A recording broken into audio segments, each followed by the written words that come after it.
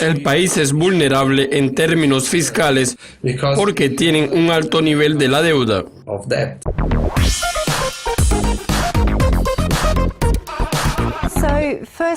Philippe, primero vimos una tendencia en las economías europeas en las que realmente están tratando de estimular sus economías, ya que existe un descontento general debido a la cercanía de las elecciones. Para obtener ese estímulo, ellos confían mucho en el BCE. ¿Cree que esa es la mejor manera para estimular las economías europeas a través de la política monetaria? Bienvenido al nuevo mundo del fiscalismo. Usted tiene razón. Los gobiernos de derecha tienden a hacer más en términos de reformas, reformando la economía y las leyes, y al mismo tiempo tienden a tener un presupuesto equilibrado. Pero en las últimas semanas, según los discursos que hemos escuchado en la reunión de Jackson Hole del Grupo 20 y la rueda de prensa hecha también por el señor Draghi del BCE, el mundo ahora está un poco diferente y tienen mayores gastos.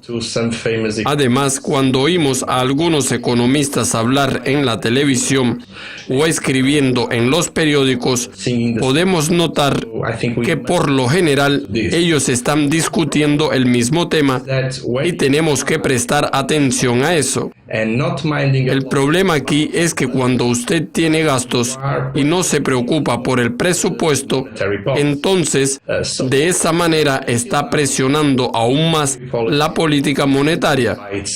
Por lo tanto, hasta ahora el dinero estaba siendo estimulado por sí mismo y ahora necesitan otros estímulos. En otras palabras, los bancos centrales tendrán que comprar los bonos soberanos para permitir esa política de gastos. El problema aquí es la credibilidad del sistema financiero. Para las personas que tienen tasas de interés negativas, eso es inaceptable y continúan escuchando que hay una gran cantidad de dinero, pero al mismo tiempo no vemos el crecimiento económico. Hay que tener en cuenta otro riesgo importante, que es si el BCE compra bonos de deuda soberana, aunque eso estará en el balance general del país, eso va a ser algo positivo. Así que si algo falla en cuanto a la cohesión del grupo euro o el fortalecimiento de la Unión Europea, en el futuro vamos a tener grandes deudas en el balance general de los países. Eso no es una cuestión de ser arriesgado en el corto plazo, pero me preocupan las consecuencias de ese tipo de política en el largo plazo. Y si nos fijamos en Portugal, que actualmente está débil en términos fiscales, ¿cree que esa tendencia es aplicable a ese país? Bueno, nuevamente usted tiene razón. El problema de Portugal es en términos de impuestos. Como sabemos, el país es vulnerable en términos fiscales, ya que tiene un nivel de deuda muy elevado. Y si empezamos con deudas, entonces tendremos más deudas aún y en el futuro seremos más vulnerables. El problema de Portugal es que en los últimos años no hemos tenido un gran crecimiento. Es por eso que el crecimiento débil es una fuente de vulnerabilidad en el futuro y mientras el tiempo pasa, la deuda permanece cada vez más y somos dependientes del BCE y las instituciones europeas. Eso significa que cada vez somos menos independientes en la toma de nuestras opciones en el futuro en términos de política económica.